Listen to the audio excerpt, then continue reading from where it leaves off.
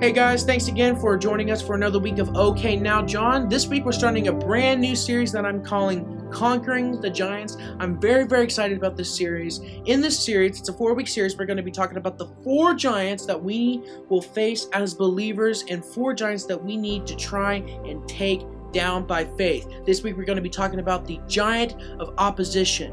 Our series verse is in Romans chapter 8 verse 37 when Paul writes, "In all things we are more than conquerors through him who loved us," referring to Jesus. I thought this verse was very fitting because we're talking about conquering giants, and Paul writes that we are more than conquerors through Jesus. Our main story is going to be found in 1 Samuel chapter 17, and it's the famous story of David and Goliath.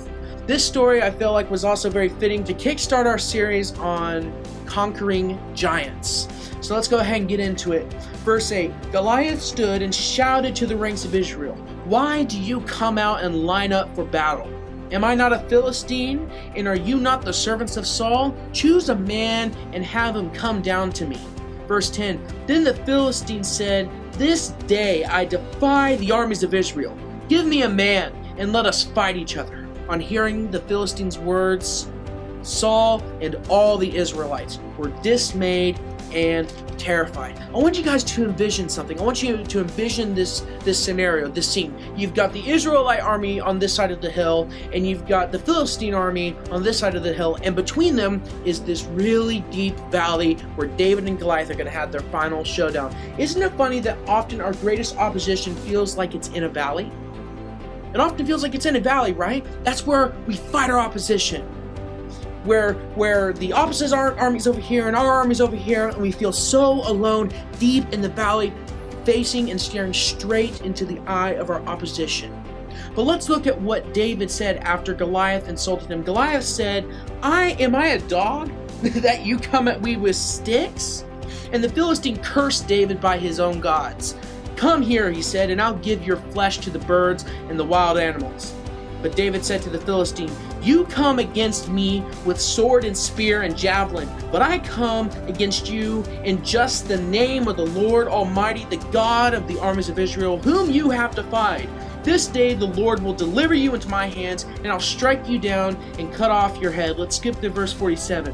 "All those gathered here today will know that it is not by sword or spear that the Lord saves. For the battle is the Lord's, and he will give all of you into our hands." As Goliath moved closer to attack him, David ran quickly toward the battle line to meet him. Reaching into his bag and taking out a stone, he slung it and struck the Philistine on the forehead. The stone sank into his forehead, and Goliath fell face down on the ground, dead.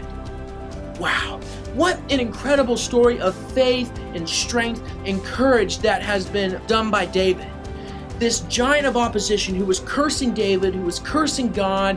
I mean, Goliath was the epitome of all things that is against God, and David is the epitome of what we should be when facing opposition. In fact, David represents what we should be and what we should do, and Goliath represents opposition to God.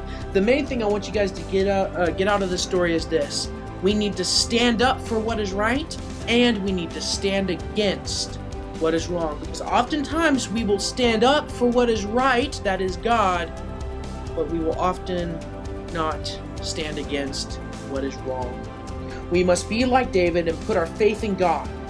For Goliath relied on his own might. He relied on his own strength. But David relied on his faith. Goliath was mighty, but he fell to a stone. The stone that David used was no bigger than this stone. In fact, it was probably a little bit, maybe even smaller and even more smooth. But this stone represents our faith.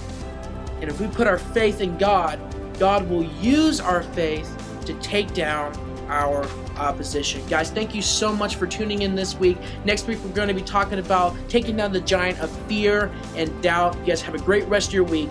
God bless, and don't forget to be conquerors of opposition.